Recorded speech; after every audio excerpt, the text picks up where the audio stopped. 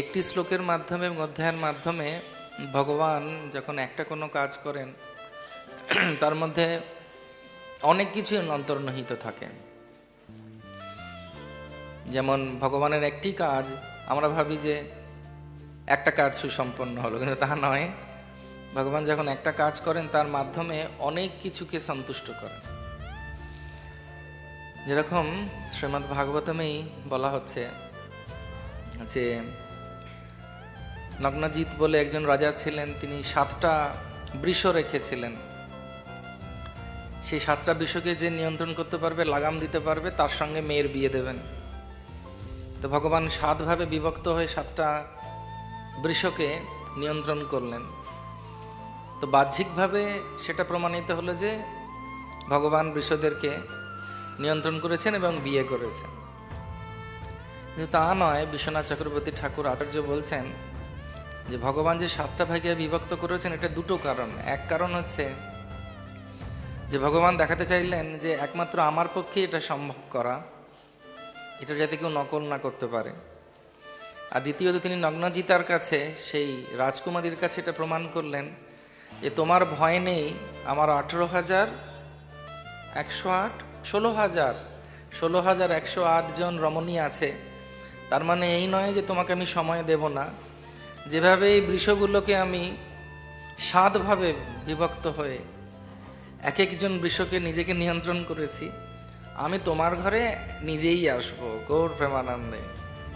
ঠিক সেরকমভাবেই আজকের যে আলোচনা, এই আলোচনাটা শ্রীমদ্ ভাগবতমের ধীরে ধীরে ভগবান তার নিত্যধামে ফিরে যাচ্ছেন, তার প্রাক্কালের অবস্থা। সেখানে তার প্রিয় বন্ধু, আত্মীয় এবং তার খুব কাছের ব্যক্তিত্ব হচ্ছেন উদ্ধব। পাণ্ডিত্যে, গাম্ভীর্যে, চরিত্রে, ভক্তিতে, ভগবানের প্রতি সমর্পণে এবং একজন উৎকৃষ্ট বৈষ্ণব হিসেবে উদ্ধবের সব শাস্ত্রে উল্লেখ করা হয়েছে তার মহানতা। উদ্ধব এমন একজন ব্যক্তি ছিলেন যিনি নিজে কোনোদিন নতুন কাপড় পরেননি, নতুন গয়না পরেননি, নতুন বস্ত্র পরিধান করেননি। তার বাসন কোসন, জামা কাপড়, থাকার জায়গা সব হচ্ছে কৃষ্ণের প্রসাদ। কৃষ্ণ যেটাকে বাতিল করতেন, কেন তিনি তো নিত্য নূতন মহাত্মা দার্শিন চৈতন্য বল্লভ, তার সব কিছুই নতুন। সেই কারণে তো এমন কোনো জিনিস তিনি ব্যবহার করতেন না যেগুলো কৃষ্ণ ব্যবহার করেনি, তাই তো? সবকিছু ওনার প্রসাদ উনি ব্যবহার করতেন। এবং সেই কৃষ্ণময় থাকার জন্য ওনাকে কৃষ্ণের মতোই দেখতে ছিল। সেই জন্য গোপিকারা এবং বৃন্দাবনে যখন তিনি গেছেন, তখন দূর থেকে তাকে দেখে এরকম বলা হয় যে যে ছবি দেখে একজন গর্ভবতী মহিলা সবসময় তাকিয়ে থাকবে, তার মতো ছেলের মুখ হবে বা মেয়ের মুখ হবে। হরে কৃষ্ণ, এটা মানে। সেই জন্য আমাদের শাস্ত্রে বলে যে যখন কেউ গর্ভবতী হয়, তার সামনে যে ছবিটা থাকবে, বলে গোপালের ছবি রাখো, গোপালের মতো হবে। হ্যাঁ, কৃষ্ণের ছবি রাখো, কৃষ্ণের মতো সবসময় দেখতে থাকবে। এবং দেখবেন অনেক সময় যখন আমরা ব্যবহার করি আমাদের দৈনন্দিন জীবনে, যখন কাউকে আমাদের জীবনের আধার হিসেবে ব্যবহার করি, আমাদের হাঁটা চলা কথাবার্তা তার মতো হয়ে যায়। যেমন অনেক সময় দেখবেন কোনো মহারাজের, গুরু মহারাজের শিষ্যদের দেখে বোঝা যায় যে তোমরা ওনার গুরু মহারাজের শিষ্য। হরে কৃষ্ণ। কেন বোঝা যায়? কেন বোঝা যায়? বলুন বলুন, কেন বোঝা যায়? কারণ তার দ্বারা তিনি প্রভাবিত হন ইন এ পজিটিভ নোট, নকল করার জন্য নয়, অনুপ্রেরণা পেয়েছেন। তার কথা শুনছেন, তার মতো চলছেন, তাকেই তিনি সম্পূর্ণরূপে সবসময় মনন করতে করতে করতে এমন হয়ে যায় অবস্থা, তখন দেখে মনে হয় যে আরে ইনি হচ্ছেন নিশ্চয়ই ওনার সঙ্গে সম্পর্কিত, তা নাহলে এতটা প্রভাব ওনার উপরে কেমন করে হবে। সেই রকমই উদ্ধব এতটাই ভগবান শ্রীকৃষ্ণের প্রতি সম্পূর্ণরূপে সমর্পিত ছিলেন, আর ভগবানেরই প্রসাদ গ্রহণ করতেন। এই ভেবে নয় যে ভগবানের মতো আমি হব, সারূপ্য মুক্তি বা সাযুজ্য মুক্তি তিনি চাননি। তার কথা এখানে স্পষ্ট। তিনি বুঝতে পেরেছিলেন যে ভগবান এবার লীলার একটা অন্য অধ্যায় চালু করছেন। সেই জন্য তিনি সেই অধ্যায়ের আগেই তিনি বলছেন যে আমাকে তুমি এমনভাবে কৃপা করো যাতে আমি মন শক্ত করতে পারি এবং আমার যাতে সম্পূর্ণরূপে তোমার চরণে সমর্পিত হয়। এবং তিনি এখানে আজকে যে প্রশ্ন করছেন বা তিনি যে তার যে ব্যাখ্যা আমরা পাচ্ছি, এটা অত্যন্ত আশ্চর্যের ব্যাপার। কিরকম আশ্চর্য না, প্রথম হচ্ছে যে তিনি নিজেকে নির্বোধ বলছেন।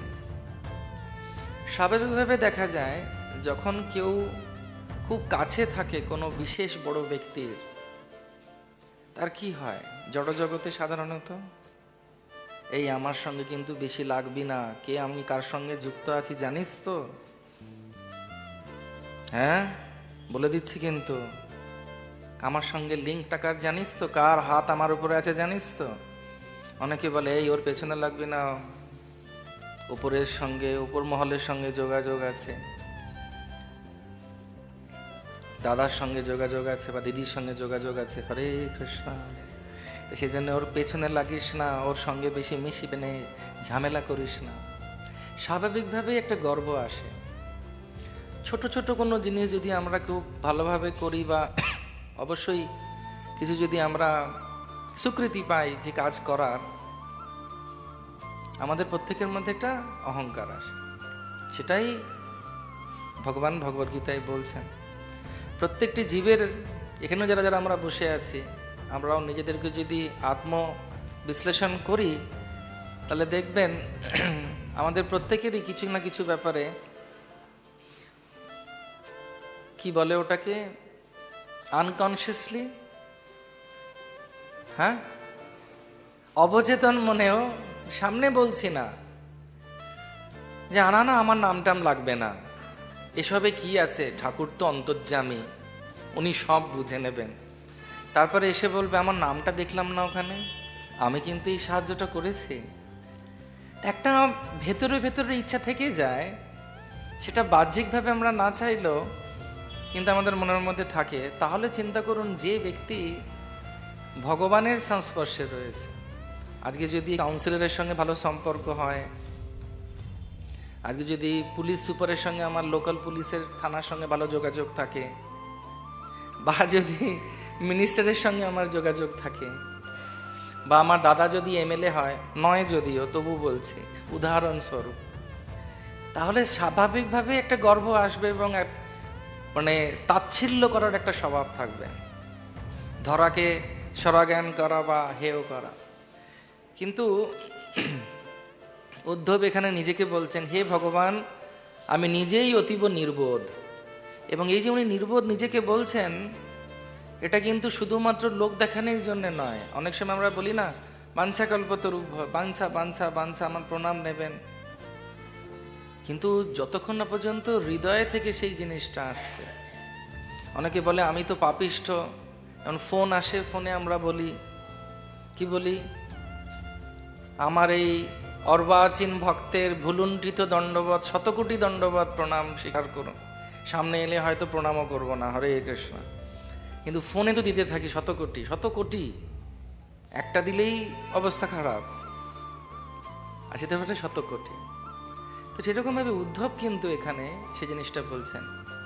যারা আধ্যাত্মিক জগতে রয়েছেন, আমাদের মতো যারা ভগবত পিপাসু, আধ্যাত্মবিদ্যা যাদের জীবনের সব কিছু, তাদের জন্যেও, এবং যারা এখনো পর্যন্ত সেটা না বুঝে জড়জগতের মোহের মধ্যে রয়েছেন, তাদের জন্যও এটা প্রযোজ্য।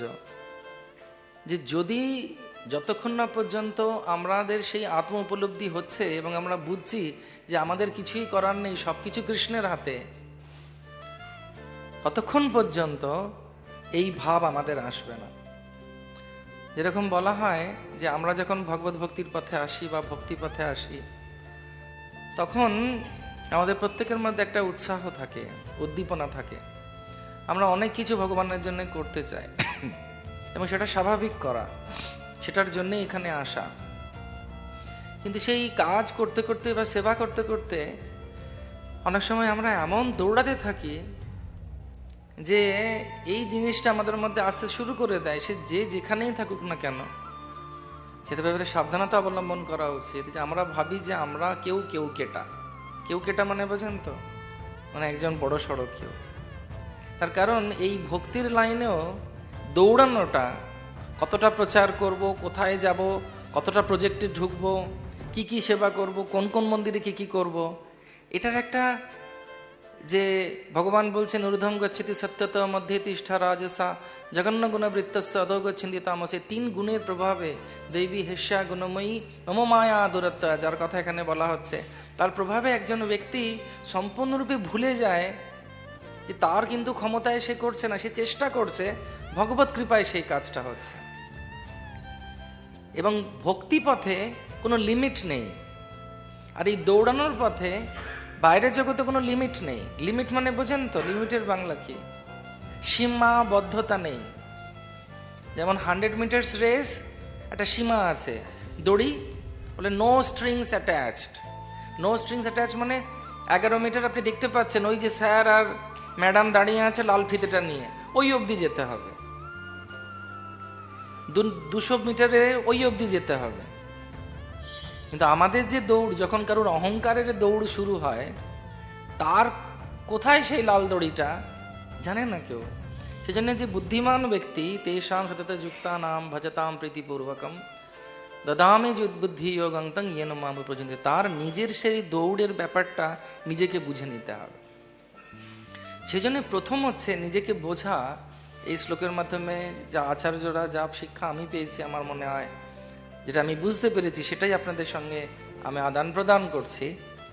যে প্রথম অবস্থায় প্রত্যেকজন ব্যক্তিকে বুঝতে হবে, আমি যদি না ঝুঁকি আমি ভগবত কৃপা পাবো না। আমি যদি ভাবি আমি সব জেনে গেছি, সর্বজ্ঞ জানা হয়ে গেছে আমার নাম, জানা একটা টাইটেল হয় উড়িষ্যাতে, জেনা, সেজন্য বলে বাংলা ভাষাতে বলে সর্বজ্ঞ জেনা। সর্বজ্ঞ যেমন সর্বজ্ঞ জ্ঞাত, তাহলে তো কৃষ্ণ হয়ে গেল সে। তো প্রথম আলোচনার বিষয় হচ্ছে যে নির্বোধ বলছেন তিনি।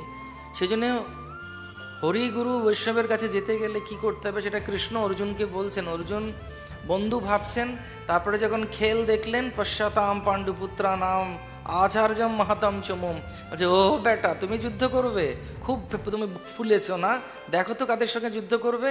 উনি আবার বুক ফুলিয়ে বলছেন চলুন তো দেখি কে কে যুদ্ধ করতে এসেছে, একটু দেখি তো। দেখবি বেটা কেমন লাগে, দেখ কেমন লাগে, মজা দেখবি, দেখ মজা দেখ। বলে এমন একজন দুজনের সামনে নিয়ে গেছেন ওনাকে, যাদেরকে বিপক্ষে এদের থেকে ছোট থেকে বড় হয়ে এসেছে। একজন আমাদের চেনা জানা, তিনি আমার বন্ধু, তিনি আমাকে বলছেন খুব কাঁদছেন একদিন। মানে কাঁদছো কেন তুমি, কি হয়েছে? বলছে জমি বাড়ি সম্পত্তি নিয়ে জানেন আমার বিরুদ্ধে কোর্টে কে কেস করেছে। বললাম কে কেস করেছে? বলছে আমার ভাই, আজকে আমার কাছে পত্র এসেছে কোর্টের।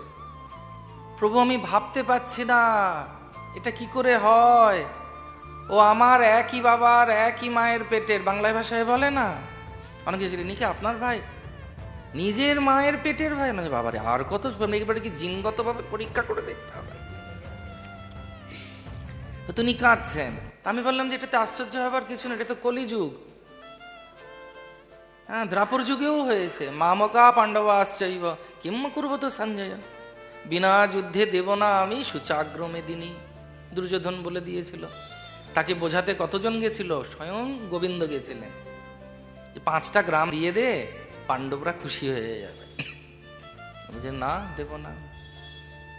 সেই জন্যে যখন নিজের লোকের কাছে থেকে দুঃখ পাই, কারণ সব থেকে কাছের লোক সব থেকে বেশি ব্যথা দিতে পারে আমাদের, সেটা হচ্ছে জগতের নিয়ম। সেই জন্য বলে যার জন্যে করি চুরি সেই বলে চোর, বলে না বাংলা ভাষায়। এই কথাগুলো এসেছে কোথা থেকে? এইখান থেকে এসেছে, শাস্ত্র থেকে।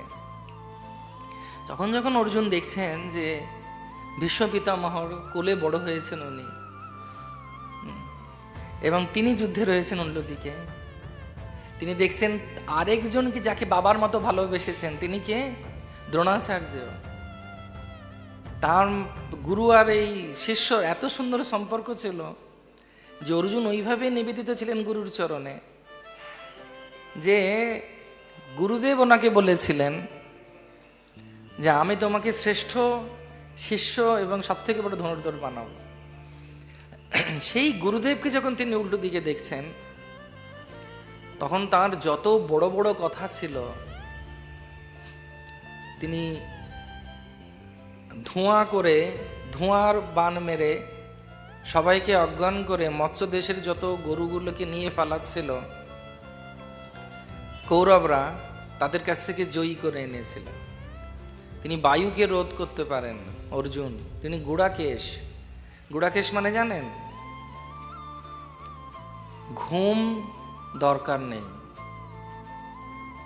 একটা পরীক্ষা করেছিল হয় আমেরিকাতে, জেগে থাকতে হবে শুধু ওইটাই। 2 দিন জেগে থাকার পরে 3 দিনের দিন মাথা খারাপ হয়ে অজ্ঞান হয়ে পড়ে গেছে। কিন্তু অর্জুন গুড়াকেশ ছিলেন। তিনি রাত্রেবেলা, এগুলো কিন্তু চেষ্টা করবেন না একদম যে কি আমি চেষ্টা করি আজকে আমি জেগে থাকি কতদিন, তারপরে কিন্তু আপনাকে রাঁচিতে পাওয়া যাবে বা পিজির মেন্টাল হেলথ ইউনিটে পাওয়া যাবে, সেটা ভালো হবে না। কারণ আচার্যদের এবং মহাপুরুষদেরকে নকল করতে নেই। অনেক সময় অনেকে ভাবে আমি চেষ্টা করে দেখি তো, অর্জুন পেরেছে তো কি হয়েছে, আমিও কম নাকি? আমিও তো জন্মাষ্টমীতে রাতে শুই না, আমিও তো দিদির বিয়ে হয়েছিল বরযাত্রীতে গেছিলাম, রিসিভ করেছিলাম, আমিও তো ঘুমোইনি, আমি বাসর জেগেছিলাম দিদির সঙ্গে। হরে কৃষ্ণ। তা আপনি দিদির সঙ্গে বাসর জাগলে গুড়াকেশ হয়ে যাবেন না। অর্জুন, ওর নাম ফাল্গুনী, তিনি এত তাড়াতাড়ি মনের বেগের থেকেও তিনি তাড়াতাড়ি ওনার বান চলতে পারে। তার আরেক নাম কি ছিল? সব্যসাচী। 2 হাত একসঙ্গে চলে। 2 হাত একসঙ্গে চড়া মানে বুঝতে পেরেছেন? কারা কারা ডান হাতে কাজ করেন, কারা কারা বাঁ হাতে কাজ করেন? 1জন কি 2জন? সেই জন্য বাঁ হাতের কাজ ডান হাতে করা যায়। যার যেটা স্বভাব জন্মগত, বাঁ হাতে যদি যারা ডান হাতে চড়িয়েছে কাউকে, তাহলে বাঁ হাতে চড়াতে পারবে না, বাঁ হাতে শক্তি পাবে না। কিন্তু অর্জুনের 2 হাত কাজ করতো। চিন্তা করুন, সাধারণ মানুষ নন তিনি, ব্যক্তি নন, মহাপুরুষ। তিনি বিমোহিত হয়ে গেছেন। তার কত অহংকার হওয়া উচিত, কিন্তু হয়নি কৃষ্ণের জন্য। তো এত প্রভাবশালী থাকা সত্ত্বেও তিনি কিন্তু সম্পূর্ণরূপে কৃষ্ণকে বলছেন আমি আর পারছি না, উদ্ধবের মতো। তিনি বলছেন কার্পণ্য দোষ পহত স্বভাব পিচ্ছামি তং ধর্ম সমুদ্র চেতা। একই কথা বলছে, যা শ্রেয় সন্নিশ্চিতং গুহ্যতন্মে শিষ্যস্তে অংশাদি মাংতং প্রপন্নম। এই একই জিনিস এখানে সুন্দরভাবে অন্য ভাষায় উদ্ধব বলছেন। কৃপণতার জন্যে আমি আর আমার দেহ অর্থাৎ অহম মমেতি, আমি আর আমার, তার জন্য এই অবস্থা। তো প্রথম অবস্থা হচ্ছে যেটা আলোচনার বিষয়, সেটা হচ্ছে যে নিজে যতক্ষণ না পর্যন্ত আমরা দৈন হচ্ছি, আধ্যাত্মবিদ্যা বা কোনো বিদ্যা আমাদেরকে কাজে দেবে না বা আমরা পাবো না। তখন কৃষ্ণ বললেন তদ্বিদ্ধি প্রণিপাতেনা পরিপ্রশ্নেনা সেবয়া উপদেশান্তিতে জ্ঞানম জ্ঞানিনাম সত্যদর্শিনা। যতক্ষণ না পর্যন্ত সেই সম্পূর্ণ শরণাগতি আসছে, স্বাভাবিকভাবে আরেকজন মহতের কাছে আমি আমার মাথা নিচু করছি, সেটা হচ্ছে জ্ঞান পাবার বা আধ্যাত্মিক জ্ঞান পাবার বিশেষ একটি গুণ।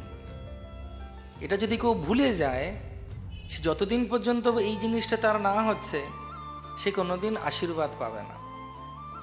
আশীর্বাদ নিচের দিকে যায়, উপর থেকে জোর করে আশীর্বাদ দেওয়া হয় না। অনেক সময় লোকে বলে আমাকে আশীর্বাদ দিন, আমাকে আশীর্বাদ দিন। ওইভাবে আশীর্বাদ হয় নাকি? হাতটা ধরে টেনে অনেক সময় মাথায় ঠেকিয়ে নেয়, তখন যে ঠেকাচ্ছে হাতটা সে ভাবছে বাবা কতক্ষণে ছেড়ে দে, মা কেঁদে পাচ্ছি, আশীর্বাদ দেবো কি? পালাতে পারলে বাঁচা যায়। সেভাবে হয় না আশীর্বাদ। আমি একবার মনে আছে জয়প্রতাপের সময় গুরু মহারাজ এখানে এসেছেন, আর ভিড় হয়ে গেছে, এত ভিড় হয়েছে যে বলার কথা নয়। আর গুরু মহারাজকে ছেঁকে ধরেছে সবাই, সবাই ভাবে যে ওইভাবে আশীর্বাদ পাওয়া যায়। কিন্তু গুরু মহারাজ যখন ক্লাসে বলে এসেছিলেন, এখানে ক্লাস হতো, ক্লাসে বলেছিলেন যে গুরুকে কষ্ট দিয়ে কিভাবে আশীর্বাদ পাবে, গুরুর সেবা করতে হবে, তখন যখন তিনি খুশি হবেন তখন আশীর্বাদ। এবং সেজন্য তিনি যে গুণগুলো এই আশীর্বাদের ফলে আসে সেটা হচ্ছে বিনয়। তো উদ্ধব এখানে বিনয়ের সঙ্গে প্রশ্ন করছেন কৃষ্ণকে, তিনি কৃপা ভিক্ষা করছেন। সেই জন্য ভগবান ভগবদ্গীতায় বলছেন তদ্বিদ্ধি প্রণিপাতে না, প্রাণিপাত করতে হবে, সেবা করতে হবে। এবং তখন যখন জ্ঞান আসবে, সেই জ্ঞান আসার ফলে কি হবে, তার চরিত্রে কিরকম হবে, তখন বলা হচ্ছে ভগবান সেই ভগবদ্গীতাতে আবার ফিরে যাব। ভগবান বলছেন, তিনি বলছেন যে বিদ্যা বিনয়া সম্পন্নে ব্রাহ্মণে গভীহস্তিনী সুনীচেনা সপাকে চা পণ্ডিতা সমদর্শিনা। বিনয় যদি না থাকে, যখন ভগবত কৃপা হবে, এখানে উদ্ধব নির্বোধ বলছেন, বোকা বলছেন নিজেকে। শিলতমল কৃষ্ণ গোস্বামী মহারাজ গুরুদেব তিনি একদিন বৃন্দাবনে প্রভুপাদকে বলছেন, প্রভুপাদ আমরা সবাই গাধা। তখন প্রভুপাদ বলছেন, খুব ভালো এই চেতনাটা, হরে কৃষ্ণ। তুমি যদি নিজেকে ভাবো ঘোড়া, তাহলে আমি তোমাকে পিটিয়ে কিছু করতে পারবো না। কারণ বাংলা ভাষায় বলে ঘোড়াকে পিটিয়ে, এই গাধাকে পিটিয়ে ঘোড়া। কিন্তু তুমি যদি এখন পর্যন্ত ভাবছো যে হ্যাঁ আমি বোকা, আমি কিছু করতে যাব, যেমন অনেক সময় অনেকে বলে ক্লাস দিতে গিয়ে নিজে হাত তুলে বলে জানি, তাহলে আর কি বলবো, তুমি মাইকটা নাও, আমি অমাইক হয়ে বসি, দরকার নেই আমার মাইক নেবার, সব জেনে গেছি আমি, ওই সর্বজ্ঞ জানা। সেজন্য তখন গুরুদেবকে প্রভুপাদ বলছেন যে হ্যাঁ এই ভাবটা খুব ভালো, তুমি যতক্ষণ নিজেকে মূর্খ মাপবে, আমি ততক্ষণ তোমাকে কিছু সাহায্য করতে পারবো। তুমি যদি সবই জেনে গেছো তাহলে কেমন করে হবে। তো সেই জন্য বলা হয় যে অনেক সময় যদি কারোর মধ্যে এই আত্ম অহংকার আসে যে আমি সব জানি, সে প্রকৃতপক্ষে একা হয়ে যাবে, সে ভগবত ভক্তিতেও এগোতে পারবে না এবং একা হয়ে যাবে। ইংরেজি ভাষায় একটা কথা আছে, যেটা আমাদের বাংলা ভাষাতেও আছে, যে তুমি যদি দৌড়াতে চাও খুব জোরে কোনো দিকে, তাহলে একা দৌড়াও। বা বোঝাতে পারছি কি? যদি দৌড়াতে চাও কোনো দিকে, কোনো বিশেষ জিনিসের প্রতি, বা যদি দৌড়াতে চাও তাহলে একা দৌড়াও। কিন্তু তুমি যদি অনেক দূর দৌড়াতে চাও তাহলে সবাইকে সঙ্গে নাও, যাত্রাটা ভালো হবে। বোঝা যাচ্ছে? তা আমরা অনেক সময় বিভিন্নভাবে দৌড়াতে শুরু করি, প্রচারের জন্য হোক বা কোনো কিছু জিনিসের জন্য হোক। এত দৌড়াই সব সম্পর্ক নষ্ট হয়ে যায়, একাই চলছে, একাই করে দেখাবো, হামবি কিসি সে কাম নেই। এবং সেই দৌড়ে যতজন বন্ধু বান্ধব তারা আর দেখাই যাচ্ছে না, কই রে কেউ নেই, ও চলে গেছে, অনেক দৌড়ে চলে গেছে। কিন্তু আধ্যাত্মিক যে জীবনটা, এটা কিন্তু একা দৌড়াবার জন্য নয়, তাহলে আনন্দ পাওয়া যাবে না। আধ্যাত্মিক জীবনে যখন আমরা আসি, তখন এই যাত্রাটাকেও আনন্দময় করতে হবে, জার্নিটাকেও এনজয় করতে হবে। অনেক সময় অনেক রকম চিন্তা থাকে, ট্রেনে বসবো, ওখানে পৌঁছাবো, ওটাই হচ্ছে ব্যাপার। কিন্তু তা নয়। আমরা যখন যাত্রায় যাই, আমরা স্টেশনে কীর্তন করি, হরে কৃষ্ণ কৃষ্ণ কৃষ্ণ হরে হরে, হরে রাম রাম রাম হরে হরে। আমরা একবার মনে আছে, আমরা পুরী গেছিলাম, পুরী থেকে যখন ফিরছি, আমাদের স্টেশনে এত নৃত্য হচ্ছে, আর লোকে সেটা দেখে, আনন্দ উপভোগ করে। তারপর যখন ট্রেন থেকে নেমে পরের দিন সকালবেলা আমরা স্টেশনে যাচ্ছি, হাওড়াতে পৌঁছেছি, তখন ট্রেনের যে চালাচ্ছিলেন আমাদের চালক, উনি আর ওনার সহকর্মী নেমে এসেছেন নিচে নেমে এসে আমাদেরকে বলছেন, দারুণ ছিল আপনাদের কীর্তনটা, আমার খুব ভালো লেগেছে।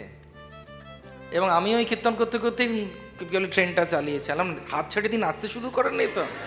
তখন বলছেন না তা করিনি, কিন্তু খুব ভালো লেগেছে। যখন শিল প্রভুপাদ ভক্তদেরকে নিয়ে প্রথমবার আমেরিকা থেকে বৃন্দাবনে আসছিলেন, কোন একটা বোয়িং বিমান, নামটা ভুলে যাচ্ছি, সেই বিমানের 90% ছিল ভক্ত। এবং ওই 1000 ফিট ওপরে, আজ থেকে প্রায় এত বছর আগে, সবাই কীর্তন করছে, নাম করছে সেই ফ্লাইটে উপরে। এবং সেখানে বিমান সেবিকা, বিমান সেবক এবং পাইলট অব্দি ধন্যবাদ দিয়েছিলেন, ক্ল্যাপিং মানে ওভেশন দিয়েছিলেন যখন ফ্লাইট নাবে, যে এত সুন্দর আনন্দময় করে যাত্রা হয়েছিল। সেজন্য এই যাত্রাটাকেও এনজয় করতে হবে। অনেক সময় আমরা এই আত্ম অহংকার বা শরণাগতি না নেবার প্রচেষ্টা না করে নিজেরা দৌড়াতে থাকি। যারা বোঝার বুঝছে, হরে কৃষ্ণ, কিন্তু ওই লিমিট রাখতে হবে, গণ্ডি রাখতে হবে, দড়িটাকে রাখতে হবে। 100 মিটার্স না 200 মিটার্স, তা না হলে পাগল হয়ে যেতে হবে আমাদের। সেটা হচ্ছে একটি বিষয় যেটা আমাদেরকে বানতে হবে। যেমন একবার ভক্তিতীর্থ স্বামী মহারাজ, তিনি তার সাক্ষাৎকারে বলছিলেন, উনি ছিলেন আমাদের এই ইসকনের সেই সময়ের সবথেকে বড় বুক ডিস্ট্রিবিউটার। ওনার নাম বোধহয় ঘনশ্যাম প্রভু ছিল সেই সময়, যদি আমি ভুল না বলি। তো উনি এত চাপ দিতেন ভক্তদেরকে যে ওই দলটা প্রতিবার ফার্স্ট আসতো বুক ডিস্ট্রিবিউশনে। তা একদিন উনি পুস্তক বিতরণ করে একটু দেরিতে ফিরেছেন, ফিরে শুনছেন ওনার দল কি আলোচনা করছে। উনি ভাবছেন দল খুব খুশি, দল খুব আনন্দে রয়েছে। তো উনি কান পেতে শুনছেন, হঠাৎ করে ঢুকতে গিয়ে আটকে গেছেন। বলছে এই দলে আর থাকবো না, অযথা চাপ, সব সময় খালি চাপে চাপ মনে করছি, আর ভালো লাগছে না, আনন্দের সঙ্গে সেবা করতে পারছে না। স্বামী বলছে এই মন্দির ছেড়ে অন্য মন্দিরে কোথাও সেবায় চলে যাব, আর নিতে পারছি না চাপ। উনি এত চাপ দিচ্ছে, সব কথাতে উনি এসে আমাদেরকে খালি একটা কথাই বলছেন, এটা করতে হবে, এটা করতে হবে, এটা করতে হবে। আরে উদ্দেশ্য ঠিক আছে, কিন্তু এত চাপ দিচ্ছ কেন? পাচ্ছি না নিতে। তো উনি যখন শুনলেন, উনি তো বিদ্বান ছিলেন, বুদ্ধিমান ছিলেন, ভালো ভক্ত ছিলেন, শুদ্ধ ভক্ত ছিলেন, পরবর্তীকালে উনি গুরু হন এবং আরো সুন্দর সুন্দর কার্য কৃষ্ণ তার মাধ্যমে করেন।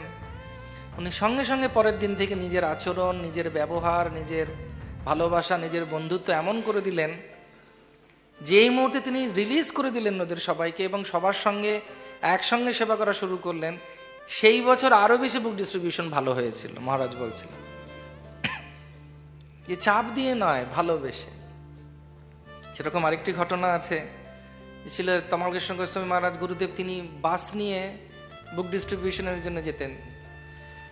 কারণ ইসকনে আমাদের একটাই উদ্দেশ্য হচ্ছে স্মর্তব্য সততম বিষ্ণু বিস্মর্তব্য না জাত উচিত, সর্ব অবস্থায় কৃষ্ণকে স্মরণ করে কখনো না ভুলে যাওয়া। একদিন প্রভুপাদ একটা বাস দেখে বলছেন, এই বাসটা কি, এই গাড়িটা কি, এই গাড়িটা কিরকম, এই গাড়িটা কিরকম। তখন সবাই ভাবছে এই জড়জাগতিক কথা ছিল প্রভুপাদ বলছেন কেন। পরবর্তীকালে প্রভুপাদ বললেন যে আমার খুব ইচ্ছে যে একটা চলন্ত মন্দির হোক। চলন্ত মন্দিরটা কি না, বুক ডিস্ট্রিবিউশনের যে বাসগুলো, বাসটাকে অর্ধেক করে থাকার জায়গার গোডাউন, আর সামনে গৌরনীতাই বা জগন্নাথ বলদেব বা কৃষ্ণ বলরাম বা ঠাকুর ভগবান রাধাকৃষ্ণ, এইভাবে পেছনে খুব সুন্দর দরজা খুলে যাবে, রাধাকৃষ্ণর আরতি হবে, পুজো ভোগ লাগবে, সচল মন্দির, গৌর প্রেমানন্দে। এটা আমাদের কলকাতার একটা নেওয়া উচিত, আমাদের যেন একটা থাকে এরকম। এই নতুন নতুন মানে ভক্তরা হচ্ছে, এই বুক ডিস্ট্রিবিউশন এইভাবে যাবে। একবার একটা ঘটনা মনে আছে, পুলিশ পেছনে লেগেছে, গাড়ির পেছনে পেছনে যাচ্ছে, থামাও থামাও থামাও, কি ব্যাপার? বলছে আমরা দূর থেকে দেখলাম দুটো বাচ্চাকে তোমরা ঘরে বন্দি করে রেখেছো আর ওদেরকে আগুন দেখিয়ে ভয় দেখাচ্ছ। রাধাকৃষ্ণের আরতি হচ্ছিল, হরে কৃষ্ণ। ওরা দূর থেকে দেখে ভাবছে গাড়ির পেছনে দুটো বাচ্চাকে ভয় দেখাচ্ছে। তো একটা উদ্দেশ্যের জন্যই করা, সেটা হচ্ছে যে যাতে সবসময় কৃষ্ণকে আমরা স্মরণ করে রাখতে পারি। তো যখন এরকম বলছেন, তখন প্রভুপাদের জন্য শ্রীল তমাল কৃষ্ণ গোস্বামী মহারাজ প্রথম দুটো গাড়ি হয় গুরুদেব, তারপরে বিষ্ণুজন স্বামী মহারাজের সঙ্গে 7খানা গাড়ি ইউরোপ এবং আমেরিকায় 7 দিকে যায়, এবং সেখান থেকে হাজার হাজার ভক্ত হয়েছে, কোটি কোটি ভক্ত হয়েছে। ওরা একটা কলেজের সামনে গিয়ে বাসটাকে রেখে দিত, এবং সেই বাসে রাধাকৃষ্ণ থাকতেন, সেখানে ভক্তরা দেখতে আসতো, বিষ্ণুজন মহারাজ কীর্তন করতেন, খুব সুন্দর গলা, গন্ধর্ব লোকের মতো। ওনার গান শুনে লোকেরা আসতো, এই কি সুন্দর গাইছে রে, যেন ছোট ছোট হরিণ বাঁশির আওয়াজ শুনে এগিয়ে আসছে। আর তারপরে ভেতরে থাকতেন তমালকৃষ্ণ গোস্বামী মহারাজ, গুরুদেব। যেই ঢুকলো, প্রসাদ পেলো, ওদের সঙ্গে কথা বললো, নামার সময় ধুতি কুর্তা পরে বেরোলো, গৌর প্রেমানন্দ। ওই জিন্স আর টি শার্ট ত্যাগ, শুদ্ধ বৈষ্ণব বেশ, এরকম বলা হতো। এত ভক্ত তৈরি হয়েছে। সেই তৈরি হবার সময়ও কিন্তু একটি ঘটনা হয়, সেটা আজকে আলোচনার সঙ্গে খুব মিল খাচ্ছে। যখন বাস অনেকগুলো বেঁধে শুরু হলো, বাসের মধ্যে টক্কর শুরু হলো। হরে কৃষ্ণ, কোন বাসটা আগে গিয়ে কোন কোন কি বলে কলেজের কাছে গিয়ে দাঁড়াবে, যাতে সে না যেতে পারে, ওই বাসের একজন মেম্বার টায়ার পাংচার করে দিত।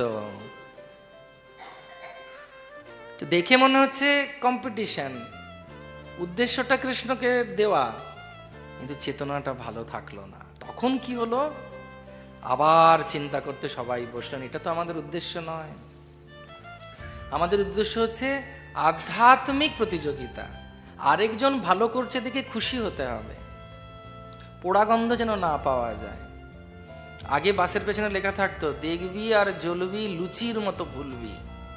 এখন দেখি বাসের পেছনে লেখা থাকে, চেষ্টা করো তোমারও হবে। আমি যখন এই বাসগুলোতে দেখি আমার খুব ভালো লাগে, আমার খুব আনন্দ হয়।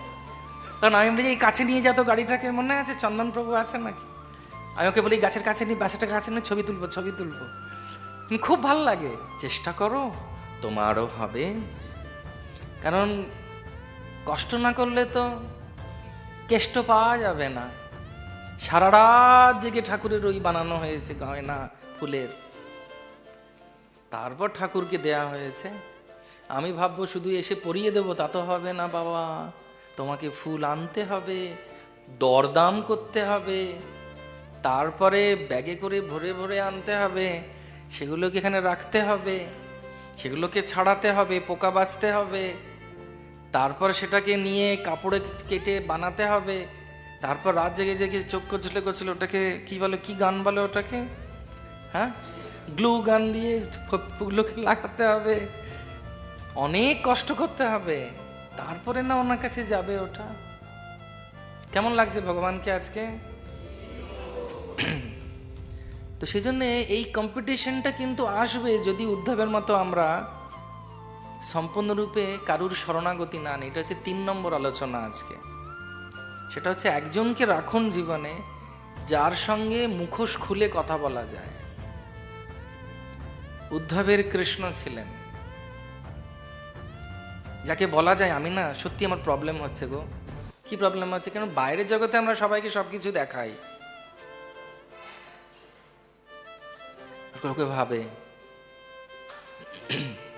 আমার বাবা যখন দেহ রেখেছেন আমাকে বলছে, ঠিকই তো ছিলেন, আপনার থেকে উনি ফিট ছিলেন।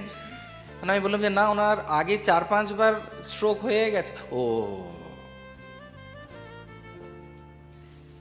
তো বাইরে থেকে ওপর থেকে সব ঠিক লাগে, উনি হাসছেন, উনি নাচছেন, কীর্তন করছেন, সবই তো ভালো, এই মাতাজি ওই প্রভু। অনেক সময় আমরা বলতে পারি না ভেতরের রস। এর উদ্ধব বলছেন, জড়জাগতিক আসক্তির জন্যে আমি আটকে গেছি, কৃষ্ণ আমার কষ্ট হচ্ছে, তুমি আমাকে উপদেশ দাও। আমরা অনেক সময় লজ্জায় যেতে পারি না, আমি তো এখন হয়ে গেছি অনেক হোমড়া চমড়া, আমার কি করে দুঃখ হবে, আমার কি করে অসুবিধে থাকতে পারে। না, অসুবিধে থাকতে পারে, অসুবিধে নেই আরেকজনের কাছে গিয়ে কথা বলতে। হ্যাঁ, আমাদেরকেও সেরকম বিশ্বাসযোগ্য আশ্রয় হতে হবে, আশ্রয় দিতে হবে।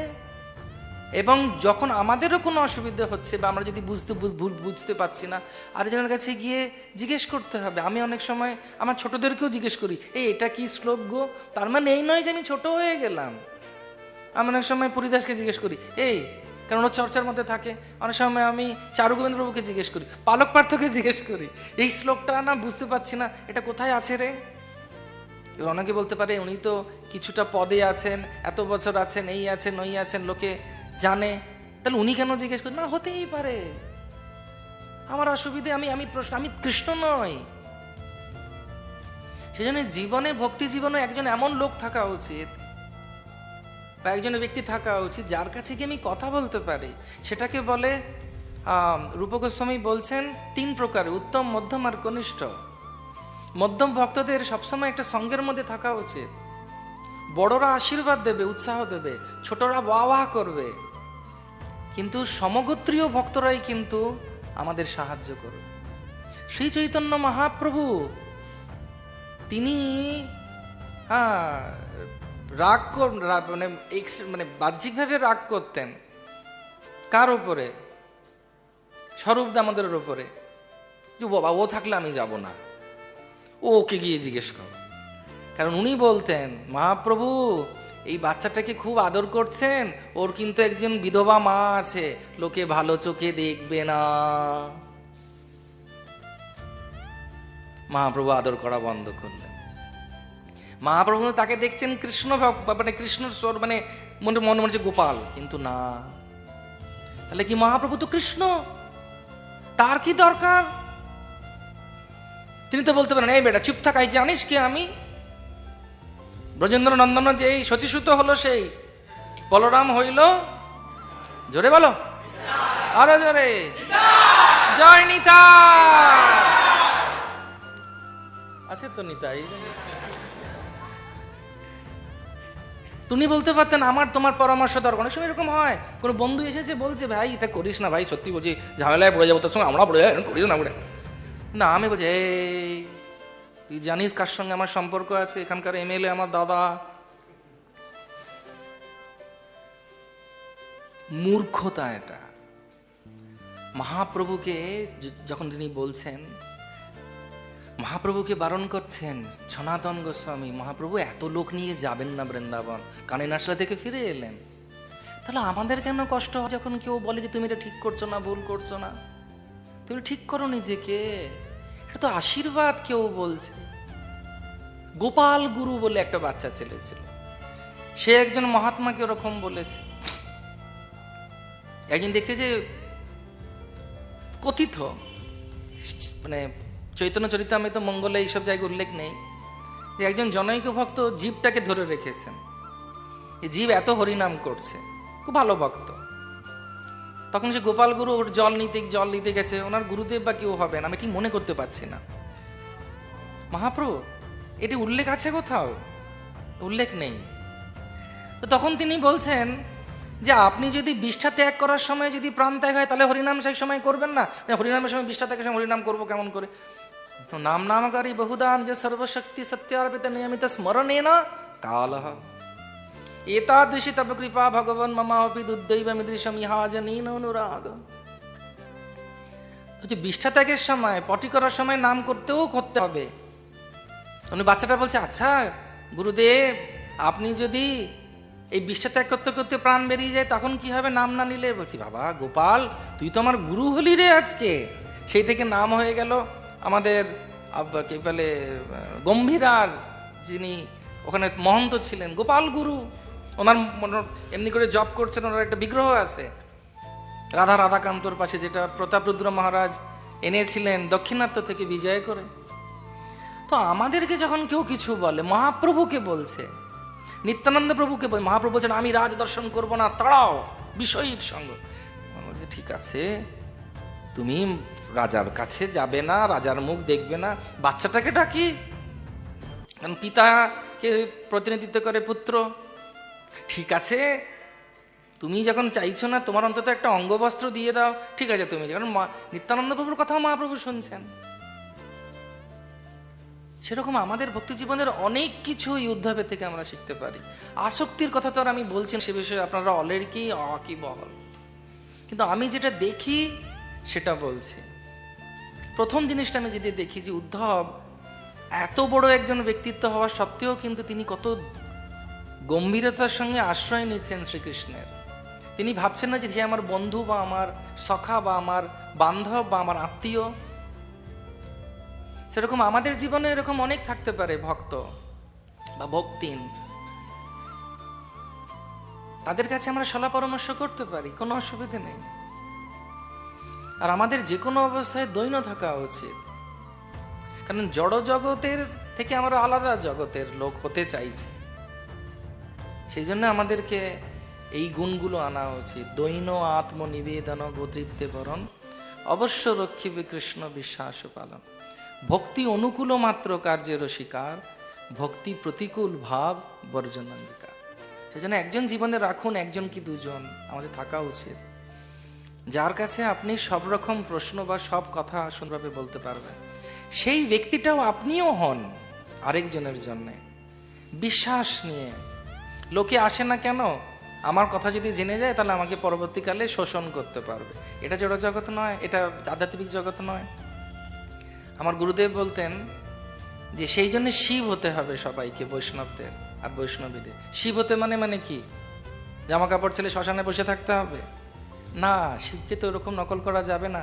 বৈষ্ণব নাম যথাসম্ভব। শিব কি পান করেছিলেন? সেটা কি গিলে ফেলেছিলেন? কণ্ঠে কেন ধারণ করেছিলেন? বাইরে ফেললে আমরা বাঁচতে পারতাম না, আর ভেতরে গেলে তিনি কষ্ট পেতেন, সেজন্য গলায় রেখে দিয়েছিলেন। সেরকম অনেক ভক্ত আমাদের কাছে এসে তাদের মনের কথা বলবে, সাহায্য চাইবে। সেটা অনেক সময় আমরা সহ্য করতে নাও পারি, কিন্তু একটু শুনতে হবে। দরকার হলে তাকে আরেকজনের কাছে পাঠিয়ে দিতে পারি, কিন্তু কাউকে বলা যাবে না। অনেক সময় কি হয়, এই আত্ম অহংকারের জন্য আমি আমার নিজের একটা ঘটনা বলি। আমাদের মন্দিরে অন্য একজন জায়গার একজন ব্যক্তি এসেছিলেন। তিনি কিছু কারণের জন্য খুব ডিস্টার্বের বাংলা কি, হ্যাঁ, চিন্তিত বা একটু ব্যতিব্যস্ত ছিলেন। তো আমাকে আমার কর্তৃপক্ষ বলেছিলেন যে যাও, ওর কথা শুনে একটু সাহায্য করো ওকে। তা আমি তো ভাবলাম যে দেখো, আমার কর্তৃপক্ষ কত আমার উপরে ভরসা রাখে, আমি নিশ্চয়ই সেই স্থানে উঠেছি যে আমাকে উনি বলছেন যেতে। তার মানে কাউকে না, আমাকে বলেছে। তা আমি গিয়েছি ওই মানসিকতায় যে পতিত পাবন হেতু আমা অবতার,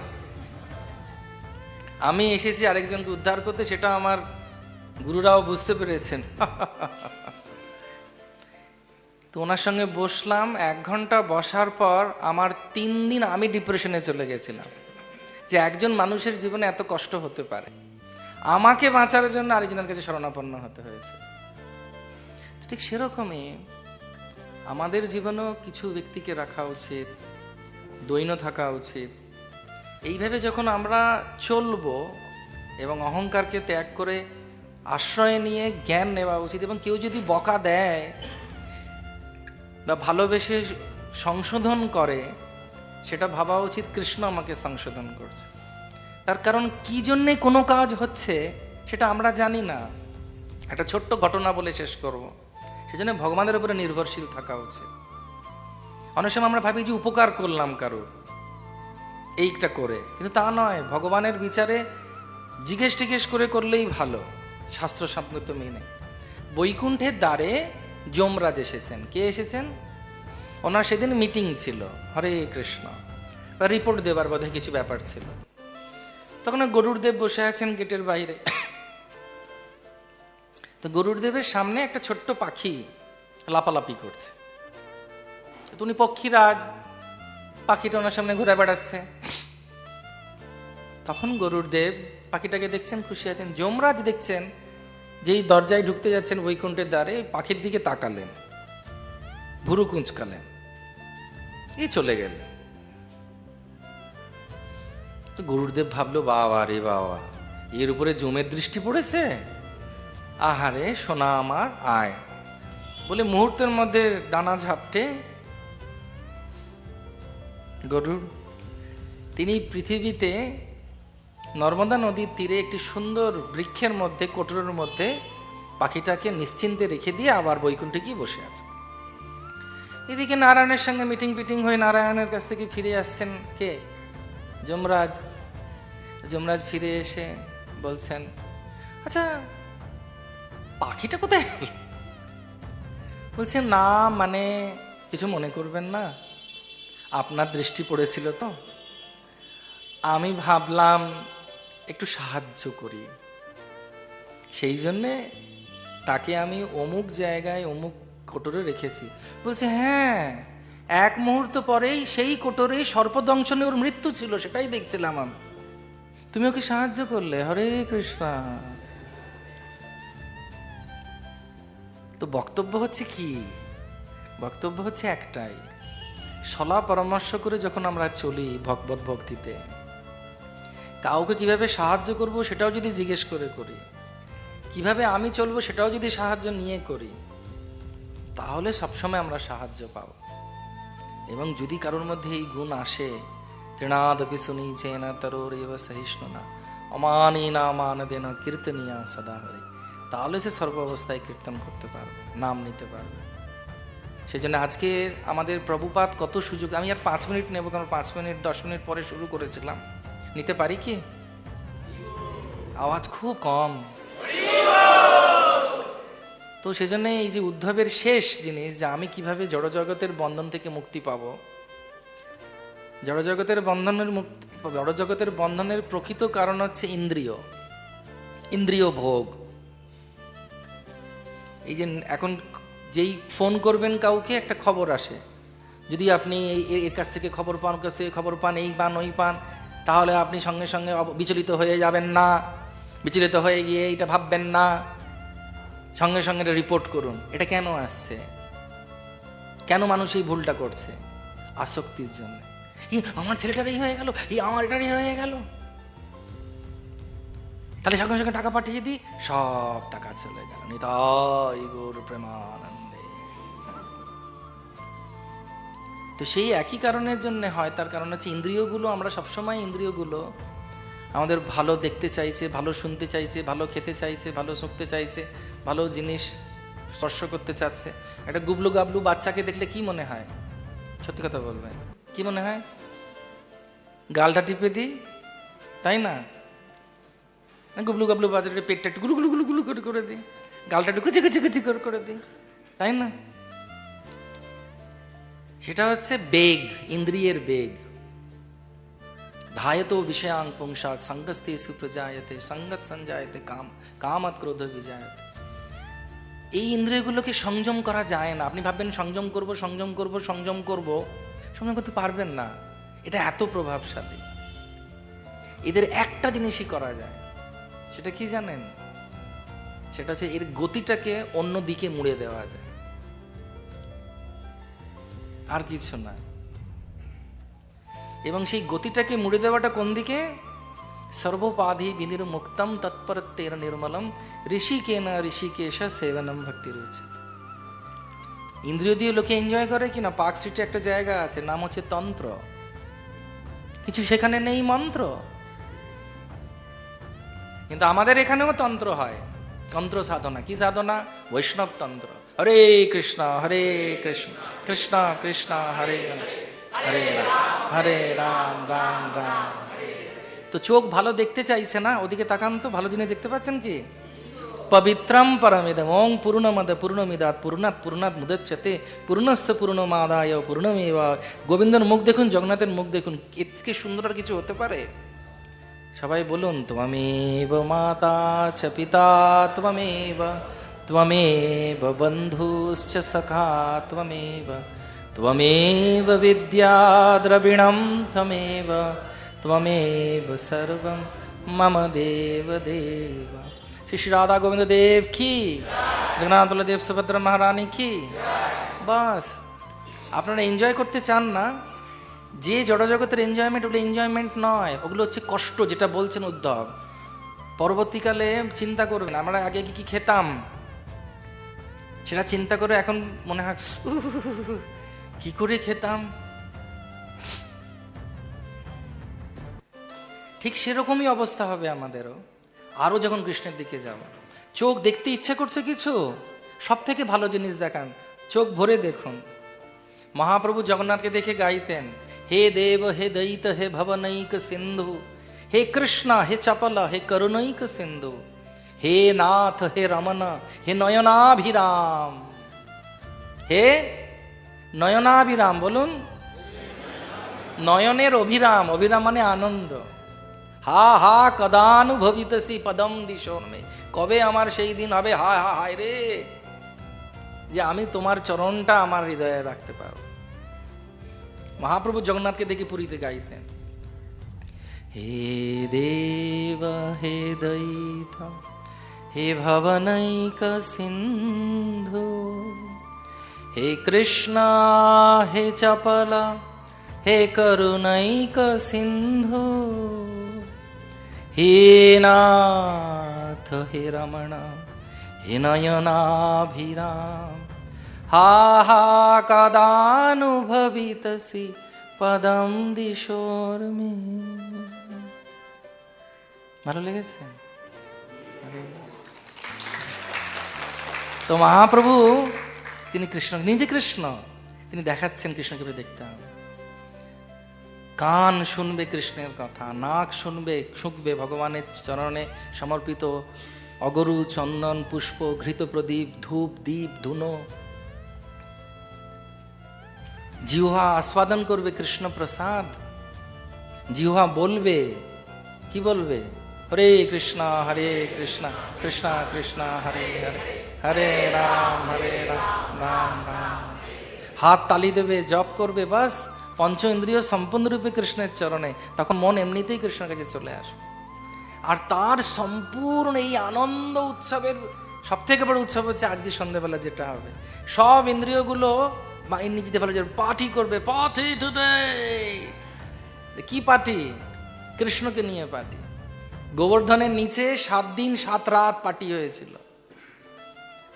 সবাই দাঁড়িয়ে আছে, সবাই ভাবতো এ রাতের বেলা কৃষ্ণ কি করে দেখব, এইভাবে কিভাবে আমরা কৃষ্ণকে ছেড়ে যাব না। তো কৃষ্ণ বললেন, ঠিক আছে, তোদের ইচ্ছে হয়েছে, আমি গ্রান্ট করলাম। গোবর্ধন লীলা করলেন, 7 দিন 7 রাত সবাই গুড়াকেশ হয়ে গেছে অর্জুনের মতো, কেউ ঘুমোচ্ছে না। কেন চিন্তা করুন, যদি গোবিন্দ আপনাদের সঙ্গে এসে নাচতে শুরু করে কেমন হবে? আর উনি নাচছেন। তা আজকে 7টার সময় ওনাকে ফুল দিয়ে অভিষেক করবে ভগবানের ভক্তরা, আপনারা ভক্তরা সামনে থাকবেন, এই যে জিনিসগুলো সামলে, হরে, তা নাহলে আবার অনেকে আবার আপনাকে সম্পূর্ণরূপে মুক্ত করে দেবে সব আসক্তি থেকে। হরে কৃষ্ণ, সেটা আসক্তিগুলো রেখে আসুন বাড়িতে। তো ভগবানকে নিয়ে যে আনন্দ, ওইগুলো একই আনন্দ। ইন্দ্রিয়গুলো কষ্ট পায় ভোগ করে জড়জগতে, ওই ইন্দ্রিয়গুলো দিয়েই কৃষ্ণকে দেখে, কৃষ্ণকে কেন্দ্র করে আপনি কৃষ্ণানন্দে এত মাতোয়ারা হবেন যে আপনার ইন্দ্রিয়গুলো এত সতেজ হয়ে যাবে যে আপনি সর্ব অবস্থায় কৃষ্ণকে স্মরণ করে, ইন্দ্রিয়গুলোকে পবিত্র করে কৃষ্ণকে নিয়ে সবসময় আনন্দে থাকতে পারবেন। সেটা হচ্ছে সব থেকে বেশি ইন্দ্রিয় তৃপ্তি, আধ্যাত্মিক ভাব। যার জন্যে আমাদের বাংলার বাড়ির ছেলে অভয়চরণ অরবিন্দ ভক্তিবেদান্ত স্বামী শিল প্রভুপাদ এই ইন্দ্রিয় ভোগ থেকে লোকেদেরকে বাঁচাতে, ইন্দ্রিয় তর্পণের থেকে বাঁচাতে তিনি ইন্দ্রিয়র যে স্বামী ঋষিকেশ কৃষ্ণের শরণে আমাদের সবাইকে সমর্পিত করেছেন। সেজন্য আর কালাতে বিলম্ব না করে, কার কার ইন্দ্রিয়গুলো সজাগ হাত তুলুন দেখি। সবার একই না, সবাই ভাবছে হাত তুলবো কি তুলবো, আরে তুলুন, কোনো অসুবিধা নেই। সেই ইন্দ্রিয়গুলো দিয়ে কৃষ্ণের সেবা করুন, তারপরে দেখবেন ইন্দ্রিয়গুলো আপনাকে আর ছোবল মারছে না, সেগুলো পবিত্র হয়ে গেছে, আর সর্ব অবস্থায় আপনি আনন্দে থাকছেন। অনেক অনেক ধন্যবাদ আপনাদের সবাইকে ধৈর্য ধরে শ্রবণ করার জন্যে। খুব ভালো থাকবেন। 2025-এ আমাদের ইন্দ্রিয়গুলো যেন সম্পূর্ণরূপে কৃষ্ণ সেবায় যায় সেই প্রার্থনা করুন। আর দৈনভাবে থাকুন ভগবত ভক্তির পথে, এটাই একমাত্র উপায়। শ্রী শ্রী রাধা গোবিন্দ মন্দিরের তরফ থেকে অনেক সুযোগ দিচ্ছে ভক্তরা, ভক্তিবৃক্ষের মাধ্যমে, ইউথ ফোরামের মাধ্যমে, ওয়েলউইশার ফোরাম গ্রুপের মাধ্যমে, ছাত্রদের সেবার মাধ্যমে, কিচেনের মাধ্যমে, ডিটি ডিপার্টমেন্টের মাধ্যমে কত রকমের সুযোগ পাচ্ছেন শুধু কৃষ্ণকে এগিয়ে নিয়ে যাওয়ার জন্য। আজকে যদি চান আপনাদের ইন্দ্রিয়গুলোকে সেবায় লাগান, ফুল চয়ন করে, আর নিজের মানব জীবনকে ধন্য করুন। আমরা পবিত্র হয়ে গেছি কৃষ্ণের সংস্পর্শে, সেজন্য আসুন একবার আমরা সবাই মিলে কৃষ্ণের কাছে প্রার্থনা করি। সেবা আছে, হরে কৃষ্ণ কৃষ্ণ কৃষ্ণ হরে হরে, হরে রাম রাম রাম। গৌর প্রেমানন্দে হরি বল। আপনাদের অনেক অনেক ধন্যবাদ। খুব ভালো থাকবেন, খুব আনন্দে থাকবেন।